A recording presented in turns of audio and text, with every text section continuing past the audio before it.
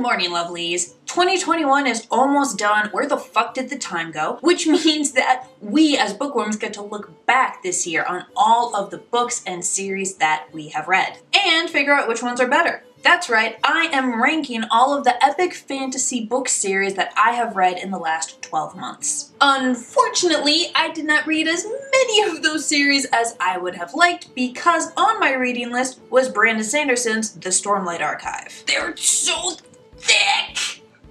So I was only able to read that and C.L. Polk's The Kingston Cycle trilogy. Little. So let's compare the two and figure out which is better in my totally correct opinion that is absolutely right and none of you get to judge me on. But I'm sure you will do it anyway. So the Stormlight Archive. I'm just gonna pick up one of these. They're like weights. So this is an ongoing, as in not done, epic fantasy series by Brandon Sanderson, one of the greatest world builders of our time. In true Sanderson fashion, these books are thick, with complex magic systems, and about 80 characters. Think Game of Thrones, but with less murder. The world is completely original and intriguing, the characters are fully fleshed out and three-dimensional, there are plot twists and intense battles and fight scenes. I mean, it's just really well written. Compared to that, the premise is actually quite simple. It's the classic, global threat, ancient evil force has awakened and wants to take over and or destroy the world. And humanity, of course, has to get its act together if they want to save themselves. There is, of course, a lot more nuance that goes into that. The bad guys are actually divided on whether or not to destroy or take over the world. There is legit infighting.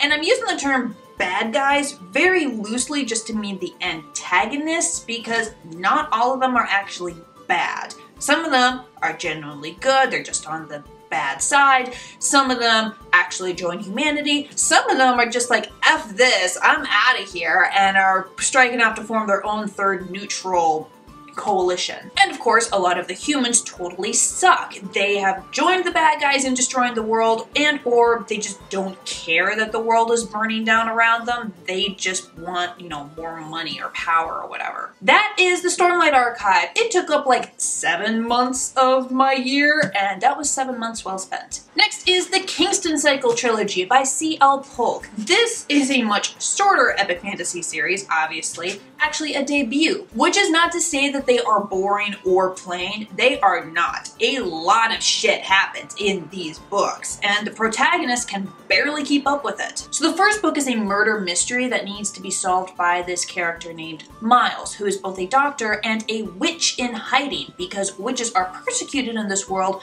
unless they're rich. Book 2 switches to Miles' sister Grace, who has to deal with the political cleanup of what she and Miles did in book 1, as well as come to terms with the fact that she's been a really privileged bitch her whole life. And then book 3 switches again to the third witch, Robin, who is the leader of the political rebellious movement that's been pushing back on the whole witch persecution thing, and she basically has to do the cleanup of Grace's cleanup. Every single book here has a queer romantic subplot. My favorite is probably Miles and Tristan in book 1, although I do like the uniqueness of Robin's Rob-sub here. She was legit married 20 years ago to a witch who was essentially legally kidnapped, shoved into one of these asylums, presumed dead, no contact, and then she gets rescued. They get rescued, sorry. No, actually, K. They use K-H-E.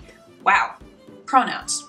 They're a thing. Anyway, Kay gets rescued within the first couple of chapters here, and Robin's like, oh my god, you're alive, this is great, but wow, you have so much trauma to go through. I love this series, alright? The world building is based off Edwardian England rather than medieval England, which is a really nice breath of fresh air. Like the Stormlight Archive, all the characters feel real, the fights are intense, and there are legit plot twists going on here. By the way, if you're enjoying this video, I would love it if you would click that like button. The YouTube algorithm takes likes into account when promoting certain videos, so it really does help this channel grow. Thanks. So down to the main question, which is better? Both series have their strengths and weaknesses, and I would encourage you to read both. Neither of them are bad, alright? I want to stress that. I enjoyed both of them, and I would recommend both of them. Obviously, Stormlight Archive is not finished yet. It's supposed to be 10 books. 10 of these!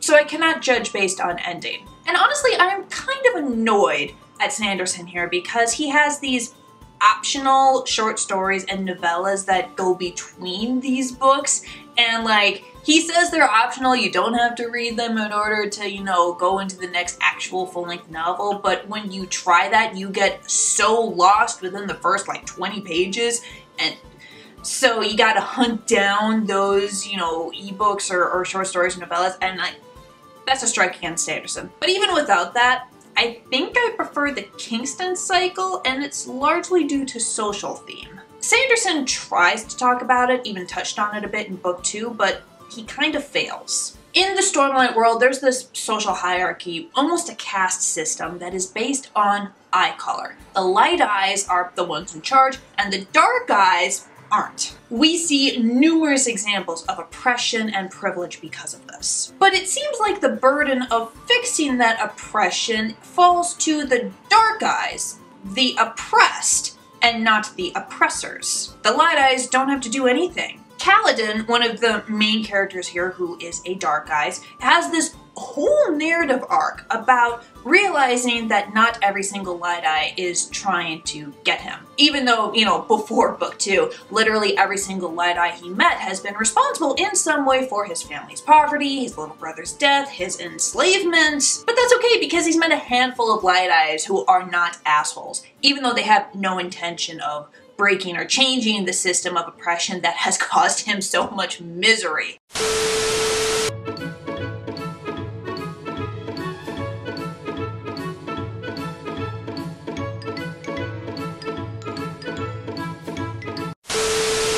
None of the light-eyed characters have to go through nearly as much soul-searching as Kaladin does. They aren't forced to look at the society that they have built, or that their ancestors have built, and think, you know what?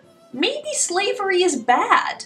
Like, seriously, no joke. In book 4, there is this short little scene between two major light-eyed characters. One of them wants to end slavery, which is good. Slavery should end.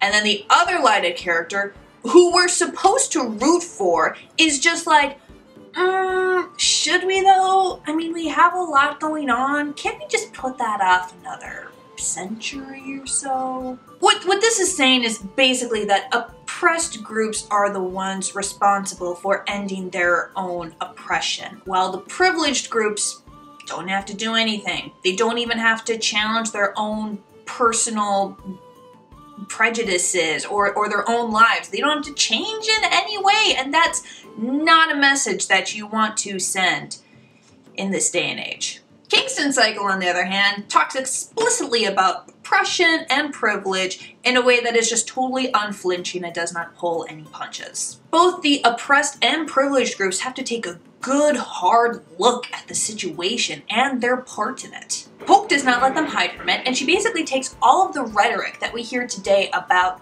welfare, charity, class struggle, reparations, throws some witchcraft at it, and then that's the story. Grace, the most privileged of the three main characters, basically has this whole redemption arc where she realizes that, you know, the people whose oppression that has benefited my family for generations are actually people who deserve basic human rights, and I should probably use my vast wealth and authority to help them out.